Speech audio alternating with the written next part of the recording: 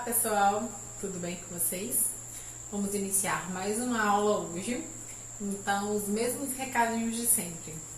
Lembre de colocar o seu nome lá no chat online para contabilizar como presença que você está assistindo essa aula nesse momento, certo? Vou estar online com vocês durante o chat, retirando todas as dúvidas. E no final da aula tem atividades. Lembrando para os prazos de entrega das atividades das aulas passadas. Se você atrasou ou não me enviou, peço que você me envie para que eu possa contabilizar a sua nota, tá bom? Então, o tema da nossa aula de hoje é dietoterapia e depois a terapia nutricional parenteral. Então, para que a gente possa entender o que é a dietoterapia, a gente precisa conceitualizá-la, né? E diferenciá-la. Então, a dieta é o conjunto de normas de uma alimentação. Não importa, seja ela um indivíduo saudável ou enfermo. E a dietoterapia, vamos dizer, é a alimentação e o tratamento. É como que a gente vai cuidar desse paciente por meio da alimentação. Como que a gente vai tratar esse paciente por meio da alimentação. Então, aí existe uma diferenciação entre conceitos entre o que é uma alimentação normal e uma alimentação especial. Uma alimentação normal é aquela que é balanceada em todos os nutrientes. Ela pode ser de fácil preparação, ela pode ser de difícil preparação, ela é agradável, ela é adequada, certo? E para indivíduos sadios, aqueles que não têm nenhuma patologia, que não têm nenhuma restrição alimentar. E uma alimentação especial é aquela que apresenta modificações, certo? Nas suas características, seja sensorial, física, química, mas que visa atender às necessidades daquele paciente ou se adequar diante de alguma patologia que aquele paciente ele tenha, certo? Então, essa é a diferença. E aí, o que deve ser considerado quando a gente fala na questão da alimentação, né? Os hábitos alimentares, que a gente já falou sobre isso, né? A questão da cultura, a questão do ambiente que a pessoa está inserida, a questão dos ciclos de vida, né? Das necessidades diferentes, o perfil socioeconômico devido às condições financeiras, a história clínica dessa patologia, os sinais e sintomas mais recorrentes que estão relacionados, qual a condição do aparelho digestório que esse paciente tem, se ele tem algum tipo de desconforto, algum tipo de alteração, certo? E como que vai ser as refeições dele, como que vai ser a qualidade dessa alimentação, a forma de apresentação desses alimentos, a consistência, o diagnóstico clínico que esse paciente recebeu, né? Se tem alguma patologia, né? Através da anamnese alimentar, identificar quais são as suas melhores escolhas, suas aversões, né? Para alguns tipos de alimentos, calcular as necessidades energéticas desse paciente para que a dieta seja adequada, certo? E os tipos de refeição, elas vão variar na questão da temperatura dos alimentos. Os alimentos eles podem ser oferecidos de forma, na apresentação, né, quentes, que vão acelerar a motilidade gástrica, e os alimentos frios vão retardar o esvaziamento gástrico. Na relação do sabor dos alimentos, né, que pode ser doce, salgado, misto, e pode estar usando os temperos suaves, fortes, picantes, intensos. E na questão do volume, né, que aí vai depender da patologia. O paciente tem uma necessidade maior, tem uma necessidade menor, tem uma necessidade normal, né? A depender de cada paciente. E aí, quando a gente fala de resíduo, quando a gente fala de alimentação, a gente vai classificar essa alimentação de acordo com a presença de resíduo dentro desses alimentos. E o que é isso, Thalita? O resíduo é a quantidade de celulose que vai ter dentro dos alimentos, que vai determinar a capacidade do sistema digestório trabalhar, dele metabolizar. Vamos entender direitinho, fique calmos.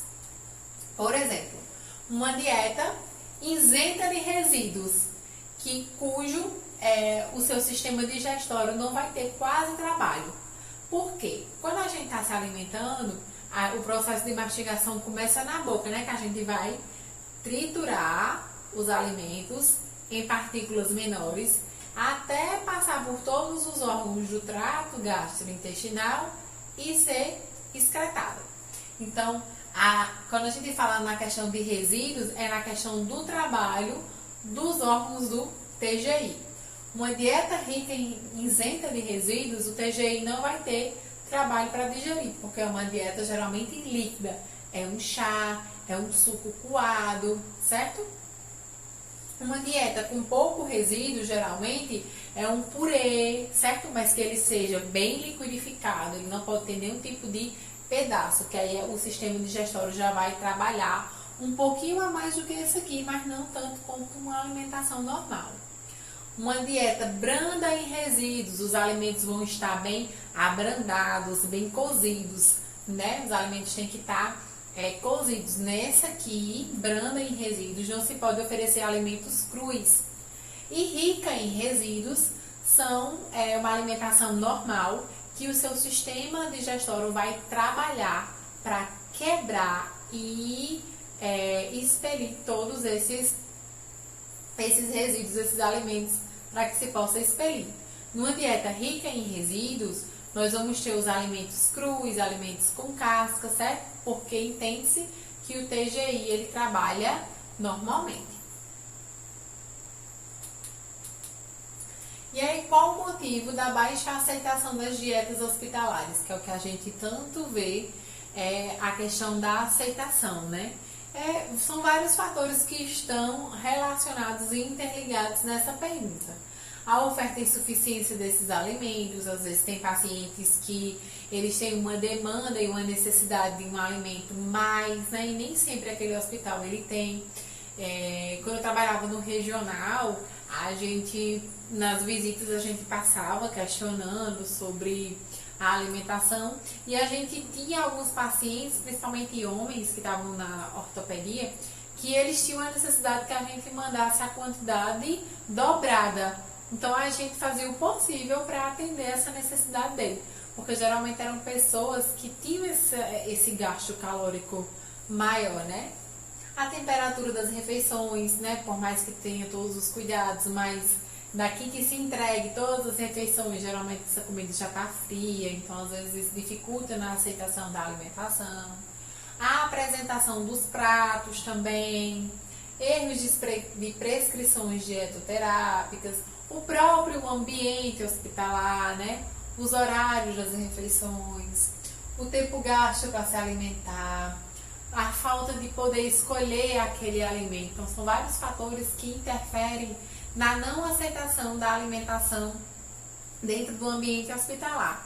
Mas existe uma parte específica da nutrição que vem se especializando nos últimos anos, que é a gastronomia hospitalar, que é exatamente para melhorar a forma de apresentação desses alimentos, para que os alimentos eles sejam bem mais aceitos, né?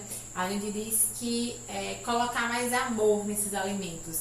E existem alguns hospitais que eles já trabalham com essa gastronomia hospitalar e os efeitos são maravilhosos. Então, o conceito de comida de hospital tem sofrido uma mudança radical nos últimos anos. O conceito de hortelaria, que a gente só vê em hotel, né, vem sendo incorporado à área hospitalar, fazendo com que aquela ideia de ambiente com cheiro de remédio e comida e sem sabor seja completamente distorcida, ou seja, assim o usuário se sente como um cliente e menos um paciente. E aí, se a gente for parar para pensar que em uma das aulas a gente falou que a comida também é uma questão afetiva, é uma questão emocional, esse conceito aqui ele casa perfeitamente com aquilo que eu tinha falado na outra aula. Por quê? Às vezes o paciente ele está internado há muitos dias, ele está debilitado, emocionalmente ele está abalado e todos esses fatores interferem na aceitação do alimento. E às vezes quando vem um prato, né, bem feito, cuja apresentação ela tá maravilhosa, ele tem mais estímulo para comer, até porque primeiro a gente come com os olhos para depois a gente comer de verdade, concorda? Então, o Serviço de Nutrição e Dietética, né, que é o setor responsável pelo fornecimento dessas refeições dos pacientes internados e dos seus acompanhantes, para garantir, acima de tudo, a qualidade e a segurança na questão da alimentação desse paciente. E aí o papel da enfermagem diante da dietoterapia desse paciente é o quê? Anotar e comunicar se esse paciente está aceitando esse alimento, se ele está tendo a recusa, se ele não gostou, também é um papel da enfermagem. Notificar transferências, admissões, altas hospitalares, para que essa alimentação ela não venha e seja desperdiçada, que uma vez a comida saiu da cozinha, ela tem que ser jogada fora se o paciente não estiver lá. Comunicar alterações dietéticas prescritas pelo médico, às vezes o médico passou, notou e fez alguma prescrição naquela alimentação. Anotar no prontuário a aceitação do alimentar do paciente em quantidade e em qualidade, para que a gente possa avaliar a questão do estado nutricional dele, né? Se ele está comendo de forma suficiente ou se ele está comendo de forma insuficiente. E administrar a dieta em pacientes impossibilitados de fazê-lo por si só. Pacientes idosos, cirurgiados. E aí, em relação à consistência desses alimentos, elas são classificadas em líquida, pastosa, branda e normal. Que aí a gente vai conhecer cada uma delas agora. A dieta normal, ela não tem nenhuma modificação dietoterápica no sentido de apresentação. Todos os alimentos normalmente são acessíveis ao indivíduo, segundo a sua preferência. É um paciente que não tem nenhuma restrição, pode comer todos os alimentos dos grupos, né? Então, não a dieta normal. Uso de qualquer preparação ou qualquer consistência. Então, aqui a alimentação, ela pode ir uma verdura crua, ela pode ir a verdura cozida, ela pode ir diferentes tipos de carne. É uma alimentação que não tem restrição, porque não tem nada que o impede, nenhuma patologia, nenhuma alteração. Então, aqui é a dieta normal, que aí ela deve ser suficientemente completa, harmônica e adequada, sem nenhuma restrição, contendo todos os grupos, né? Carboidrato, proteína, verduras. Qual a recomendação dentro da dieta normal hospitalar? Evitar frituras. A gente não trabalha com frituras dentro do hospital, principalmente para paciente. Preferir o cozimento rápido das hortaliças para diminuir a perda dos nutrientes. Incluir hortaliças verdes escuras e frutas. Contar com uma porção de frutas somente, né? Os sucos devem ser 100% da fruta. Retirar as gorduras visíveis da carne. Selecionar as carnes assadas, grelhadas ou preparadas no vapor. Limitar a quantidade de gordura e de açúcar. Dispor as preparações de forma harmoniosa e agradável. E aqui, por exemplo, é um exemplo de um cardápio de uma dieta normal, certo? Por exemplo, o de jejum que a gente manda: café com leite, tapioca, fruta. No almoço, salada com alface, uma salada crua, um paciente que não tem restrição. Frango assado, vagem refogada, arroz colorido. A gente vê a diversidade de consistência. Lanche da tarde, um pão, né, uma vitamina. Jantar, salada, bife, couve. E na ceia, bolacha creme caqui e um chazinho, que é um exemplo de um cardápio de uma dieta normal, certo? Mais uma vez aqui, ó, dieta crua, carne, não tem nenhuma restrição no sentido de preparação ou consistência. A dieta leve, né? Qual o objetivo? Fornecer uma dieta que possa ser mastigada e deglutida com pouco ou nenhum esforço. Qual a indicação dessa dieta? Quando uma pessoa tem uma dificuldade de mastigar, de deglutir, quando tem algum tipo de doença esofágica, neuropatias, quando tem algum tipo de retardo mental, certo? Quando o uso de prótese impede que essa pessoa mastigue bem os alimentos, certo? Ela deve ser adequada em todos os nutrientes, exceto no sentido de fibras, já que as fibras a gente tem a maior quantidade nos alimentos crus. E se aqui a gente quer mandar uma dieta que o intestino dele não tenha muito esforço para trabalhar, a gente não pode mandar um alimento cru. Os alimentos são em formas de sopa e macios. Se necessário, pode utilizar espersantes industrializados. E aí um exemplo de um cardápio leve, por exemplo, uma papa de leite, um pão de leite, frutas amassadas. Aqui a carne, o frango já vai desfiado, em forma de purê, o arroz bem cozido em forma de sopa. Então é uma alimentação que tem que ter o mínimo de trabalho de digestão possível. Aí tá aqui, ó, o exemplo, ó. Aqui é coentro, certo? Mas, por exemplo, a beterraba bem cozida, certo? O frango aqui bem cortado, mais ensopado, um purê, que é para reduzir o trabalho do TGI. A dieta branda. O objetivo da dieta branda é fornecer o mínimo possível de fibras dentro da alimentação e uma quantidade moderada de resíduos. Tem a finalidade de abrandar as fibras alimentares dos alimentos e atenuar a presença de agentes irritantes. Na dieta branda, o nome já diz, os alimentos devem estar bem cozidos, abrandados, não é permitido nenhum tipo de alimento cru dentro da dieta branda. Mas diferente da dieta leve, certo? A dieta leve, ela é uma dieta mais líquida, ela não pode ter tanto resíduo, tantos pedaços. Na dieta branda, a gente pode ter pedaços dos alimentos, mas que ela seja bem cozida. O valor nutricional é similar à dieta normal, é a dieta que facilita a digestão e diminui o tempo em que ela é realizada. Tem a indicação para a dieta de transição, né? De um pós-operatório, de pessoas que têm gastrite, dificuldade de mastigar.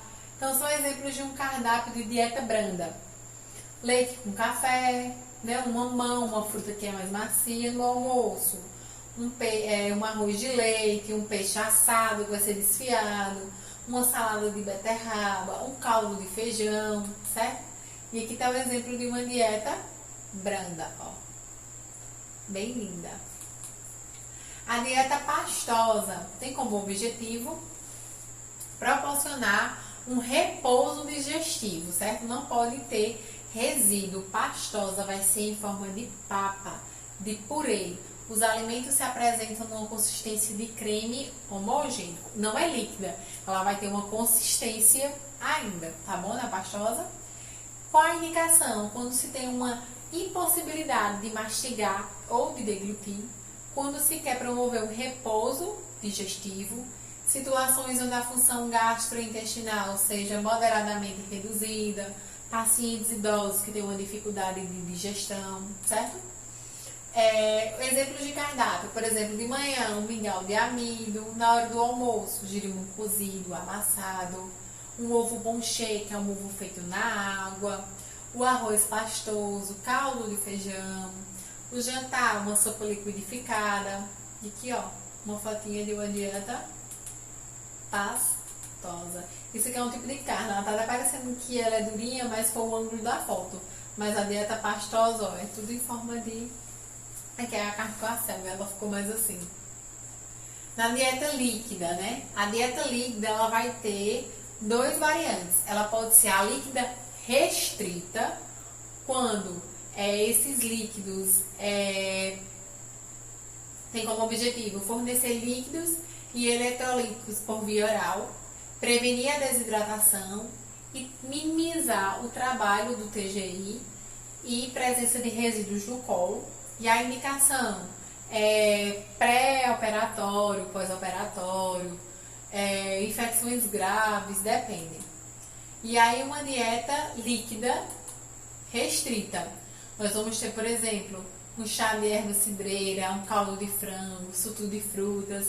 Ela é uma dieta que ela é tão restritiva que ela é nutricionalmente inadequada.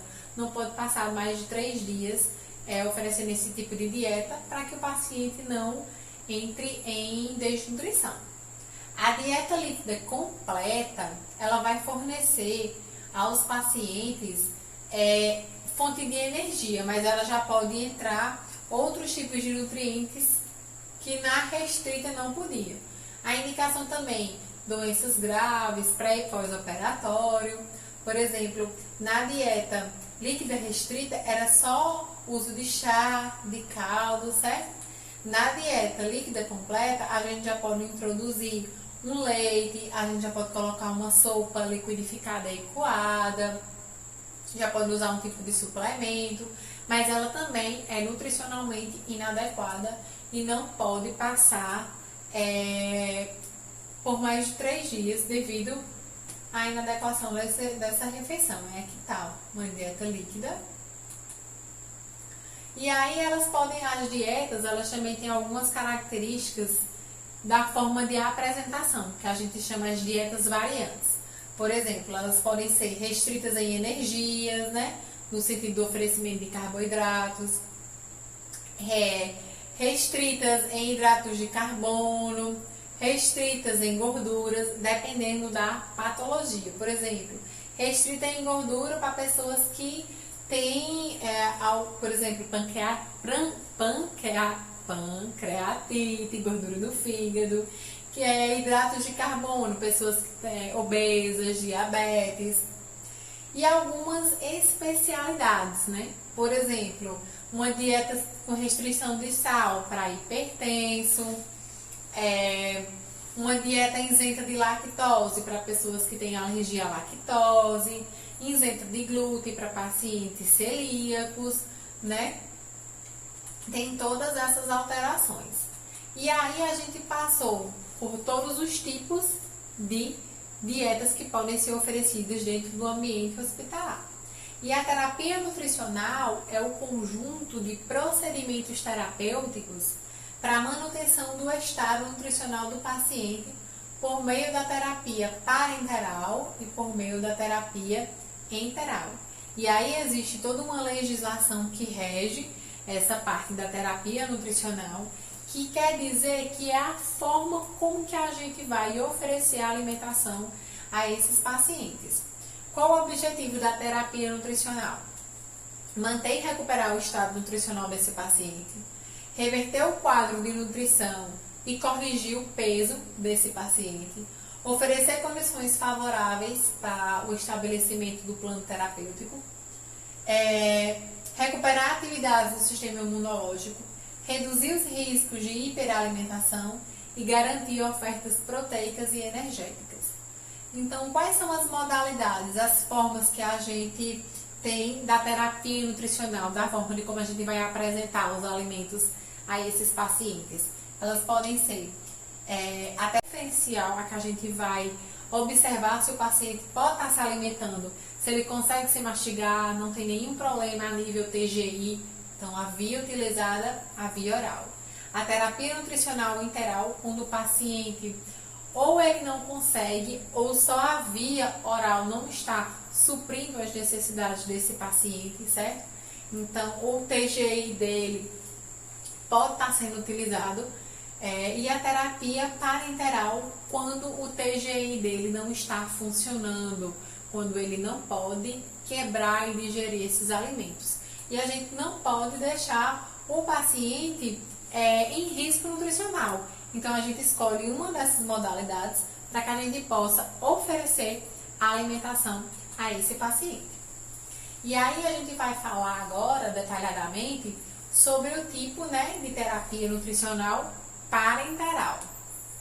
Então, a nutrição parenteral, ela é a infusão intravenosa, ou seja, na veia, de fluidos, de nutrientes. Essa alimentação, ela vai direto para a corrente sanguínea para fornecer energia para esse paciente. Por exemplo, um paciente está com uma patologia, ele está em coma e ele não consegue mastigar, está inconsciente e, além disso, ele ainda está com algum problema nos órgãos do TGI e não pode ser por via enteral, que a gente vai aprender a diferenciar.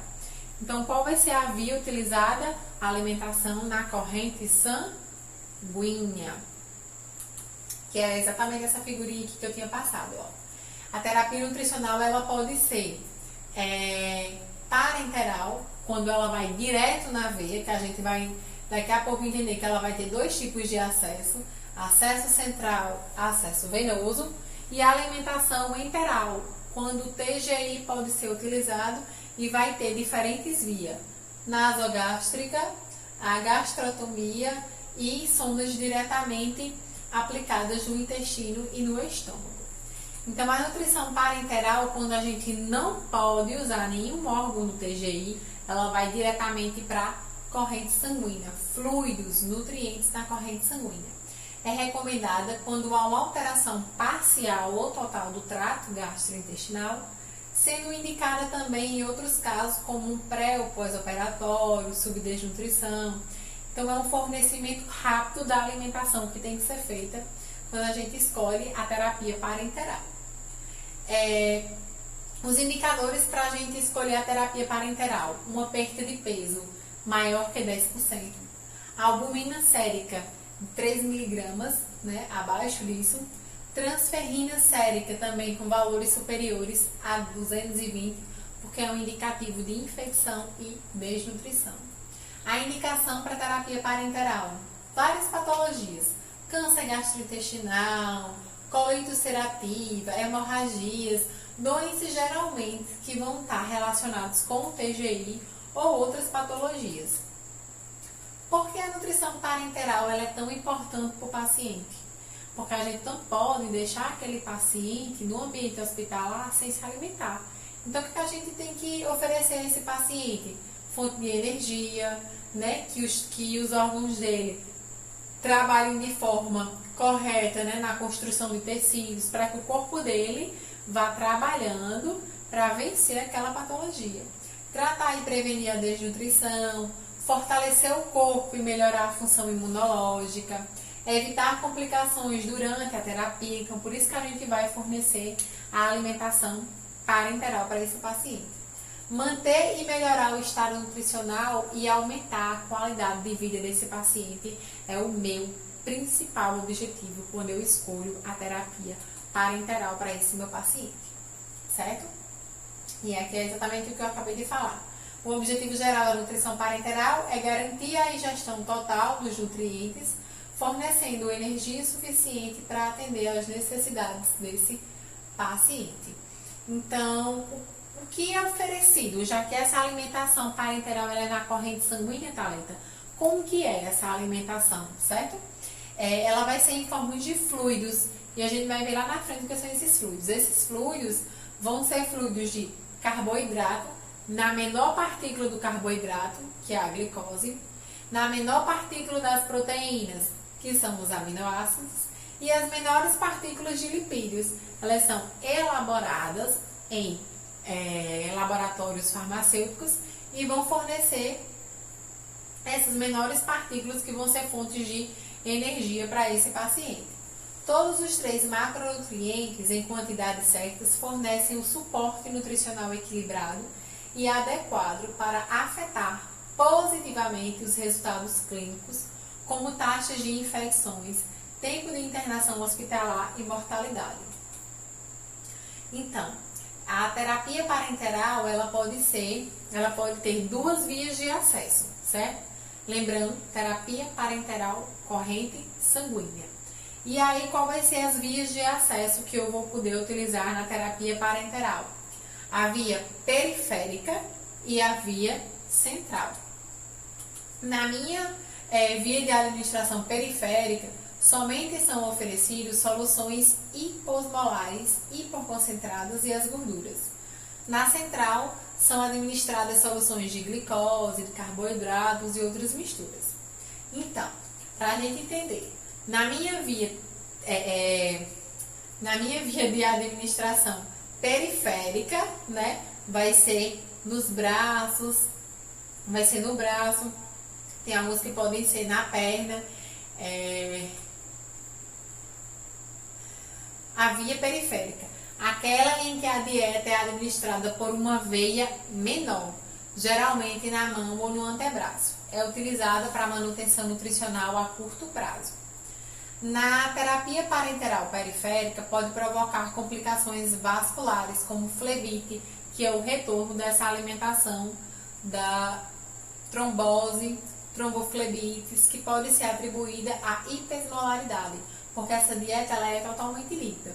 Antigamente também se usava muito a periférica nas regiões da perna, mas aí os estudos mostraram que não existia o retorno suficiente e causava muito flebites, trombose, que é o retorno dessa alimentação.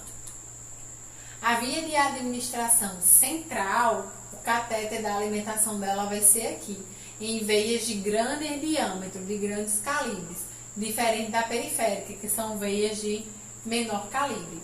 E geralmente ela pode ser na subclávia, na jugular interna, entre outras. Esta via é escolhida geralmente para pacientes com necessidades da terapia parenteral por um longo período. Aqui de novo, mostrando onde é a posição da subclávia. Então aqui, ó, o acesso venoso central, só na fotinha, ó, tá vendo? Aqui tá o acesso e a dieta ela vai entrar aqui, quando ela tá na jugular. O acesso venoso central, a administração de grandes volumes em menor tempo, altas doses de osmolaridades na questão hídrica, rápida e eficiente na administração das drogas. Essa daqui é uma das mais utilizadas na terapia parenteral. O que acontece? Essa veia de acesso ela é complicada pela questão de locomoção do paciente, né? Porque quando ele vai mexer muito o pescoço, às vezes está inconsciente e promove o deslocamento. Então, ela não é uma via tão segura nesse sentido. E aqui está uma bolsinha, ó, da terapia parenteral. Ela é como se fosse esse sistema, a gente chama 3-para-1, que estão os fluidos aqui, de carboidratos, de lipídios, de proteínas que eu falei, que ela é como se fosse soro, mas na verdade são líquidos de carboidratos, proteínas e lipídios que vai fornecer energia para o corpo daquele paciente. E aí a composição dessa terapia parenteral, ela pode ser de sistema glicídico binário, de 2 em 1, quando esse saquinho aqui são só 2. Aí esse líquido, ele desce todo de uma vez, no sentido de que esse vai descendo aqui, e eles vão se misturando e vai entrando na corrente sanguínea do paciente de forma contínua. Que são soluções de aminoácido de glicose, e o sistema lipídico 3-para-1, que é isso aqui, que vão ser soluções de aminoácidos, glicose e lipídio, que é só a forma de como que vai ser oferecida. Quanto à composição da terapia parenteral, da nutrição. Formulações para nutrição parenteral devem conter nutrientes necessários para o consumo diário de energia do paciente, como carboidratos, minerais, vitaminas e lipídios. A prioridade na nutrição é fornecer quantidades suficientes de fluidos e eletrólitos, né? Somente quando as necessidades de água e os eletrólitos forem atendidas, macro e micronutrientes podem ser administrados. Então, geralmente nessas formulações da terapia parenteral, ele se oferece aminoácidos e glicose, e depois vai tendo a modificação do que vai ser oferecido na alimentação desse paciente, né? Na bolsa da terapia parenteral. E aí aqui é só um quadrinho mostrando como é feita a distribuição da formulação de uma terapia parenteral para a quantidade de ml, certo? De potássio, de cálcio, de magnésio, certo? Oligosacarídeos, de glicose, o sódio, de tudo aquilo que a gente estudou naquelas primeiras aulas, só que eles vão estar modificados. A administração da nutrição parenteral total, ela é realizada com um acesso exclusivo. As medicações não podem ser administradas no mesmo catéter. E o que acontece com essa informação? Como a alimentação parenteral, ela é na veia, lá nessa foto aqui que eu mostrei, ó, vou voltar ela existe várias entradas. Então, uma dessas entradas é especificamente da terapia parenteral, e outra entrada dessa aqui vai ser para as medicações.